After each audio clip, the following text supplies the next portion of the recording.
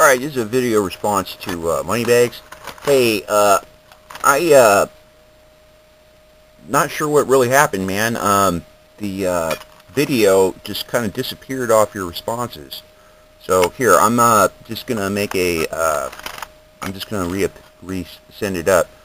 But actually, I agree with you, man. The people should buy gold and silver, because gold and silver is something that, and especially gold and silver you hold in your hand, is very important for your portfolio.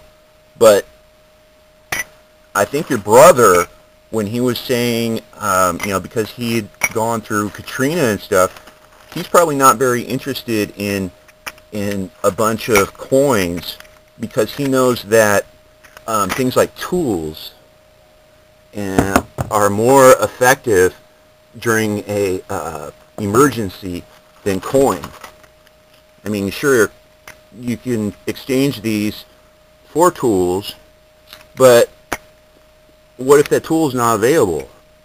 What if, so you could have a big box of money like this, but if there are no products to buy, the money is useless. But the silver is very important as a holder of value, because the Federal Reserve note is not a storehouse of value. This little box of junk coins is a better storehouse of value than a $20 bill right now, because there's probably about 10 pounds of freaking copper in here, man, and that copper is valuable, and that $20 FRN is worth nothing. So we have to keep balance, and we have to have enough guns and butter, and then we can start thinking about accumulating silver and gold. Alright, thank you. Have a good day. No one will ever really truly understand fractional reserve banking, because the powers that be just won't allow it. It will never really have any, I don't know what you would call reform or anything. And I would tend to agree with that woman who says that the market is manipulated, and sure, there's value to be had by buying gold and silver, but the real thing is that you realize that it's all rigged. It's a totally rigged system.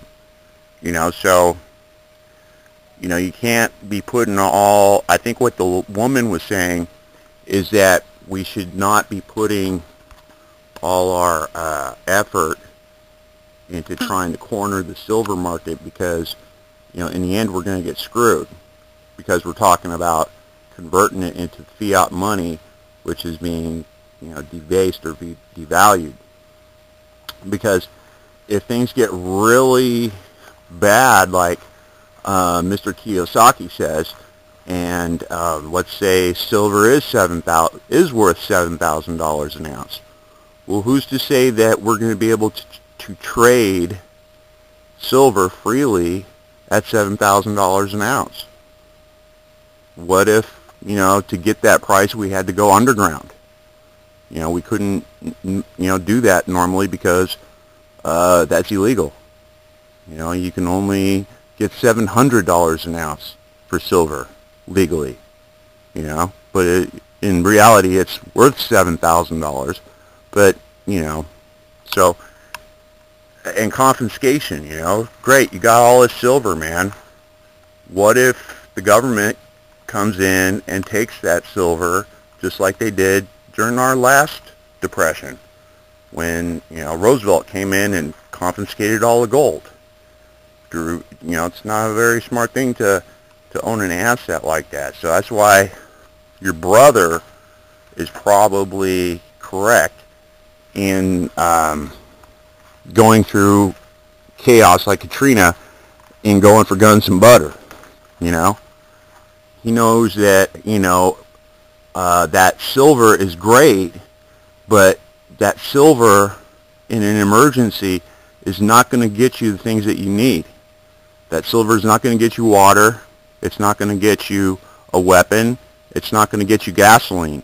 You got to have those things before the everything ensues, man. You got to have that stuff, because if you're counting on getting that stuff with money or silver, it's probably not going to be available for you.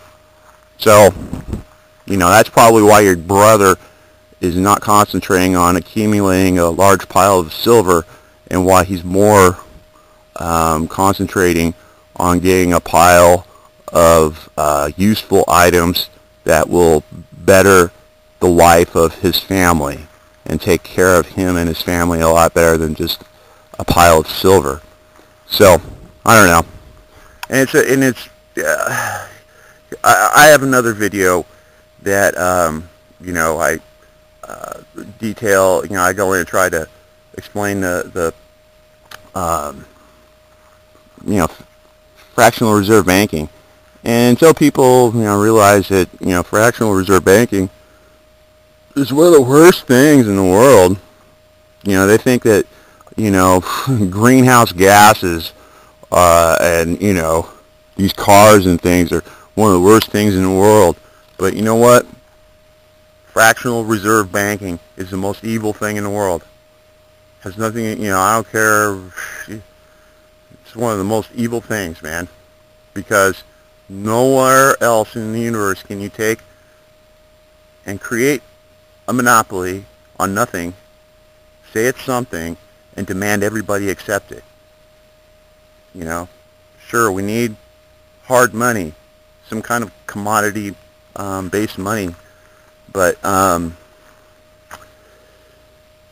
we have to use that money. We're going to probably have to end up using that money underground eventually. When things get really bad, hyperinflation is really bad, it's probably going to be underground that we get that $7,000 an ounce, because we are prohibited from getting real value from our property, because the bankers don't want that way. They want all the advantage. The average guy can't have any advantage. Anyway, that's my response. Thank you. Have a great day.